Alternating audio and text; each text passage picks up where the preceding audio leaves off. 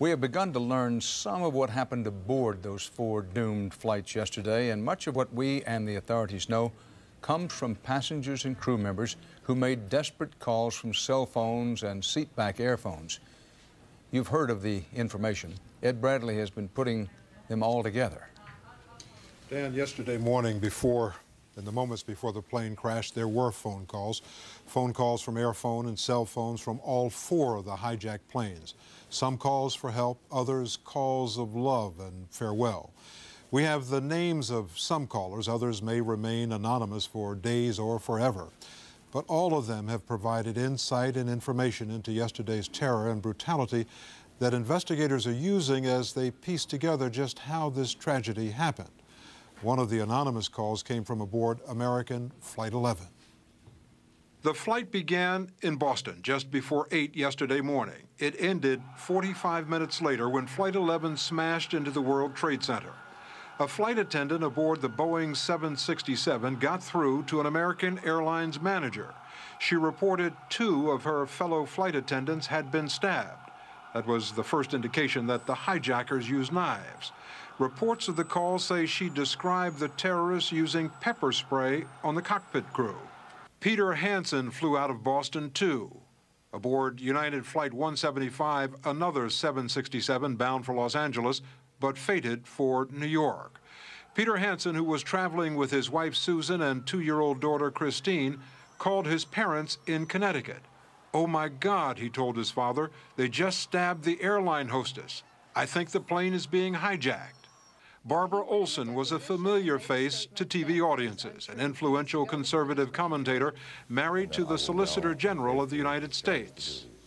Like the other flights, her American Airlines 757 was also full of fuel for a Los Angeles flight. Olson made 2 phone calls to her husband. She described how the hijackers, using knife-like instruments, herded the passengers to the back of the plane. Her last words to her husband, "What do I tell the pilot to do?" Barbara Olson died along with 69 fellow passengers and crew when American Flight 77 slammed into the Pentagon. At least 4 people aboard United Flight 93 made calls during the 757's flight from Newark, New Jersey. Flight attendant Cece Lyles called her husband Lorne in Florida. My wife said she just called to tell me that she loved me dearly, and just to tell the boys that she loved us. That's what she said. That's my last minute. A man locked in the restroom on United 93 dialed 911 and talked to emergency dispatchers as the plane veered off its flight plan and steered a course that would take it straight toward Camp David and Washington beyond. When Alice Hoglin's phone rang in San Francisco, it was her son, Mark Bingham, calling from his seat near the front of the aircraft. He said, "I want to let you know I love you." And I said, "Well, I love you too, Mark." Well, what he said was, "I'm on a flight from Newark to San Francisco, and 3 guys have taken over the aircraft, and they say they have a bomb."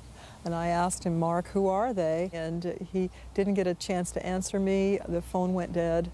The most intriguing call of all was Thomas Burnett's call to his wife Dina, saying he believed the flight was doomed. He told her he and 2 other passengers planned to do something about it. "I love you, honey," he said. United 93 didn't make it to Camp David or downtown Washington. It crashed here in Shanksville, Pennsylvania, 80 miles outside Pittsburgh, taking the lives of the 45 people on board. No others.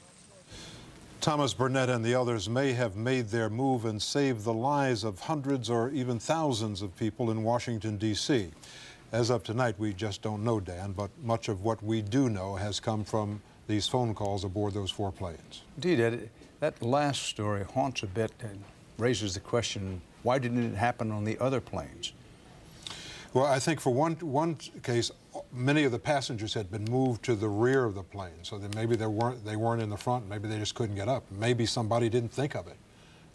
Looking at somebody with a knife or with a box cutter, particularly if you've seen someone who's already been stabbed, is enough to make you stay in your place, particularly if you don't know what's about to happen. The first thing you think of when a plane is hijacked, that there'll be some kind of negotiation. They want to go somewhere, they want to land. You never think a plane is being hijacked to be crashed into a building. Also, you don't think of a total of 24 hijackers has been mentioned. That would be 6 roughly for each plane. I mean, you don't think, you used to think of 2 or 3 hijackers. Exactly. Not a half a dozen. No, this was well planned, well coordinated, and it was really well thought out. Ed Bradley, thanks. Could the terror